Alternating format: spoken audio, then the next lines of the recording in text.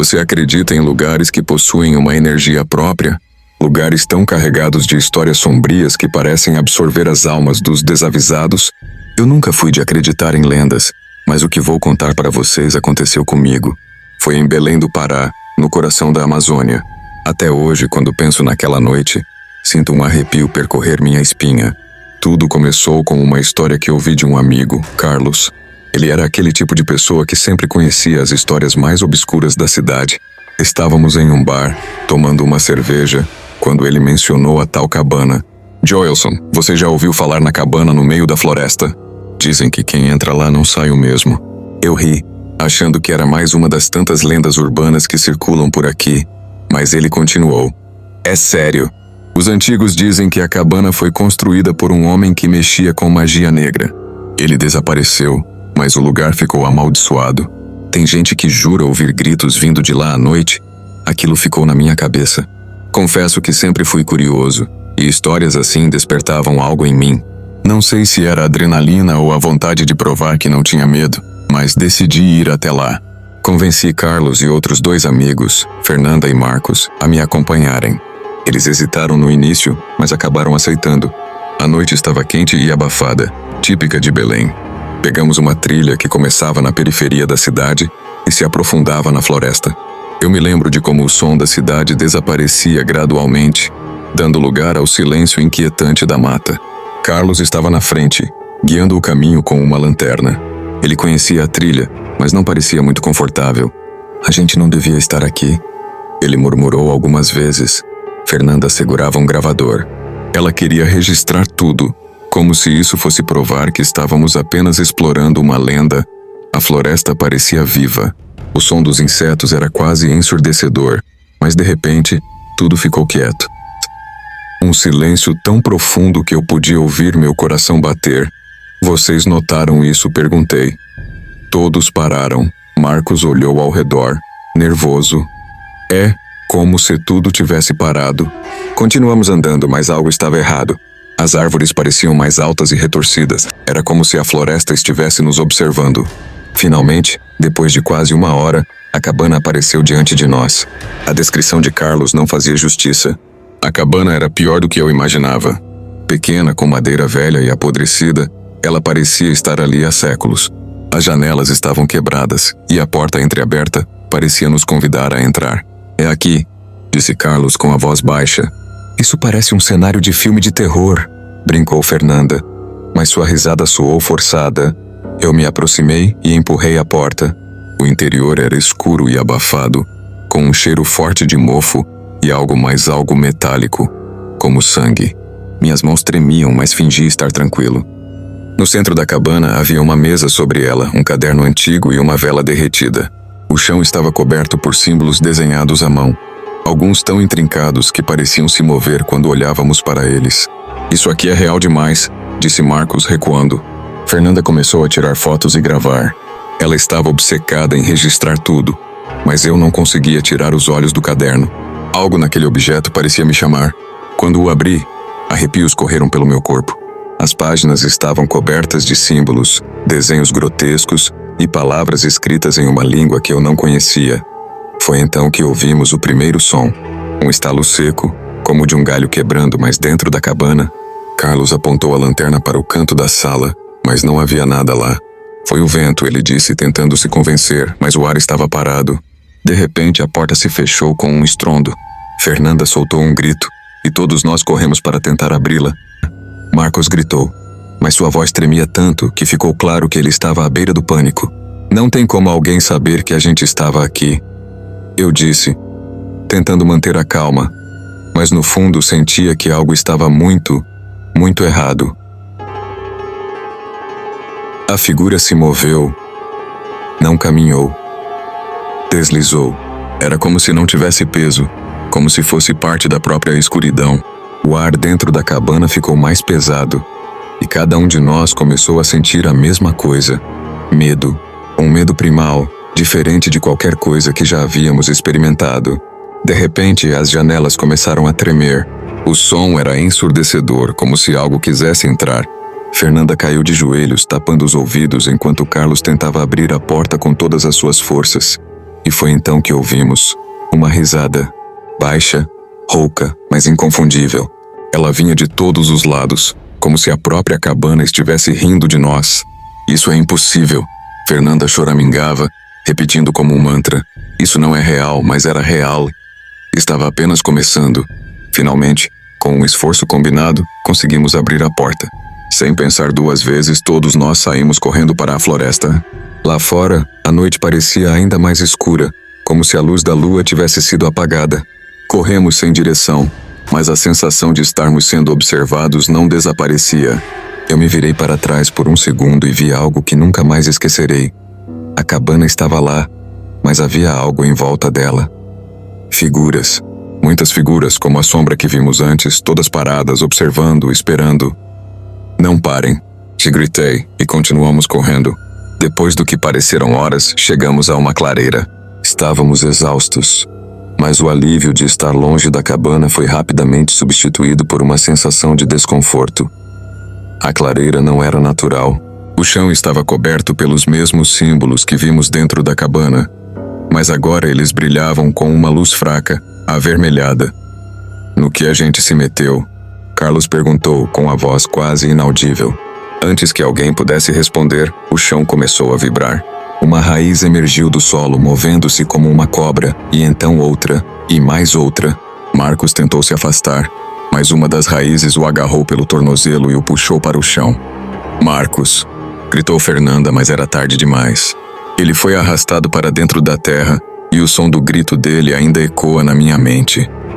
Depois disso, tudo aconteceu muito rápido. As raízes começaram a se mover em nossa direção, e a única coisa que conseguimos fazer foi correr. Não havia tempo para pensar, apenas para sobreviver. A floresta parecia nos engolir. As árvores se fechavam, os galhos nos arranhavam, e o chão parecia se mover sob nossos pés. Carlos tropeçou, mas eu o puxei antes que as raízes o alcançassem. Depois de correr por um tempo que pareceu interminável, finalmente vimos luzes à distância. Era a saída da floresta. Um misto de alívio e desespero tomou conta de mim. Mas quando olhei para trás, percebi que Fernanda não estava mais conosco. Fernanda, gritei, mas não havia resposta. Carlos me puxou. A gente não pode voltar, Joelson. Ela já era. Essas palavras me atingiram como um soco, mas ele estava certo. Não tínhamos como salvá-la. Com o coração pesado, corremos para fora da floresta. Quando finalmente chegamos à estrada, o silêncio nos envolveu novamente. Estávamos cobertos de sujeira, arranhados e exaustos, mas vivos. Carlos olhou para mim, os olhos cheios de medo. Você sabe que isso não acabou, né? Ele tinha razão. Durante semanas depois daquele dia, coisas estranhas começaram a acontecer. Eu ouvia sussurros à noite, mesmo estando sozinho. Objetos na minha casa se moviam sem explicação.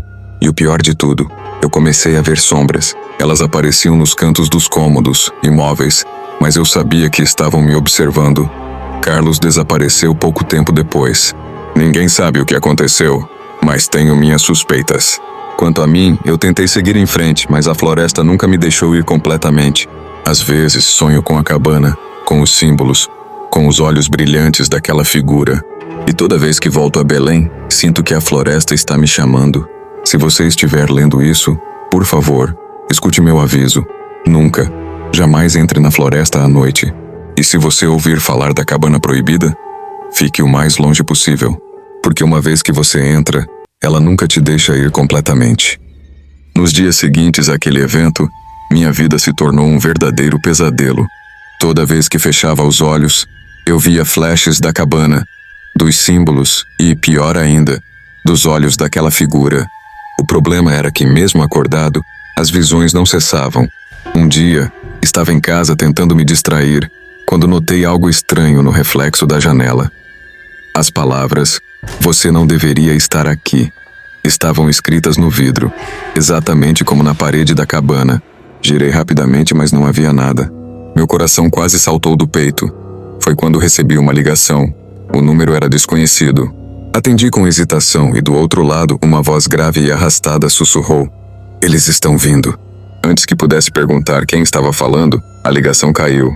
Naquela noite tive um sonho, ou pelo menos achei que fosse. No sonho, eu estava de volta à cabana, mas desta vez, estava sozinho. A sala estava iluminada por uma luz avermelhada que parecia vir do chão, onde os símbolos brilhavam intensamente. No centro da sala, vi Fernanda e Marcos parados e imóveis, mas algo estava errado com eles. Seus olhos estavam completamente negros, e suas bocas se moviam, mas nenhum som saía. De repente, a figura apareceu atrás deles, maior do que antes. Estava tão perto de mim que eu podia sentir um cheiro pútrido, como carne em decomposição. A criatura estendeu uma mão ossuda em minha direção, e antes que pudesse reagir, ouvi a mesma risada que ecoara na cabana naquela noite. Acordei suando frio, mas o pesadelo não havia acabado. Na parede do meu quarto, as palavras "Você abriu a porta" estavam rabiscadas como se tivessem sido arranhadas com garras. Lembro-me de quando ouvi pela primeira vez sobre a cabana, anos antes de decidir ir até lá. Estava em uma roda de conversa com alguns conhecidos em Belém, e um deles mencionou uma história antiga que passava de geração em geração. Minha avó dizia que a cabana foi construída por um homem chamado Sebastião, que era conhecido na região como um feiticeiro do mato. Dizem que ele fazia pactos com entidades da floresta em troca de poder, contou um deles, com os olhos arregalados. Segundo a lenda, Sebastião desapareceu depois de tentar invocar algo que não deveria. Os moradores que ousavam se aproximar da cabana relatavam ouvir sussurros e ver sombras movendo-se entre as árvores. Alguns nunca mais foram vistos. Na época, achei que era só uma história para assustar crianças, mas agora eu sabia que havia algo mais. A cabana não era só um lugar amaldiçoado. Ela era um portal para algo muito mais antigo e sombrio. Dias depois de perder contato com Carlos, decidi voltar à floresta. Sei que parece loucura, mas sentia que precisava entender o que estava acontecendo. Além disso, as visões e os sussurros estavam ficando insuportáveis. Era como se a cabana estivesse me chamando de volta. Levei comigo uma câmera, um gravador e uma lanterna. Dessa vez, fui sozinho. Não queria colocar mais ninguém em perigo. A floresta parecia diferente. Era como se tivesse mudado desde a última vez que estive lá. As árvores pareciam mais altas, mais fechadas, e o caminho que eu lembrava já não existia. Mesmo com o GPS, eu não conseguia me orientar. Depois de horas andando, finalmente avistei a cabana. Estava exatamente como a deixamos, mas algo parecia mais opressivo, como se o lugar estivesse vivo e esperando por mim. Quando entrei, encontrei o caderno no mesmo lugar, mas desta vez ele estava aberto.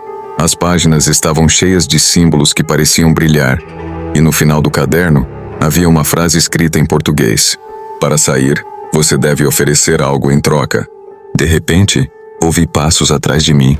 Me virei rapidamente e vi Fernanda. Ela estava parada na porta, mas algo estava errado. Seus olhos ainda eram negros e sua pele tinha um tom cinza, como se estivesse morta. "Fernanda." Chamei, mas ela apenas sorriu. Um sorriso vazio e assustador. "Você voltou?" Ela disse com uma voz que não era a dela. A presença de Fernanda confirmou o que eu temia. Ninguém realmente escapa da cabana. Não importa o quanto você corra, ela sempre te encontra. Ela se aproximou lentamente e eu recuei até estar encostado na parede. "O que você quer de mim?" E perguntei, mas a única resposta que recebi foi a risada familiar que ecoava no ambiente. A cabana começou a tremer e os símbolos no chão brilharam intensamente. Foi quando percebi que não estava sozinho. As sombras começaram a emergir das paredes, assumindo formas humanas, mas distorcidas.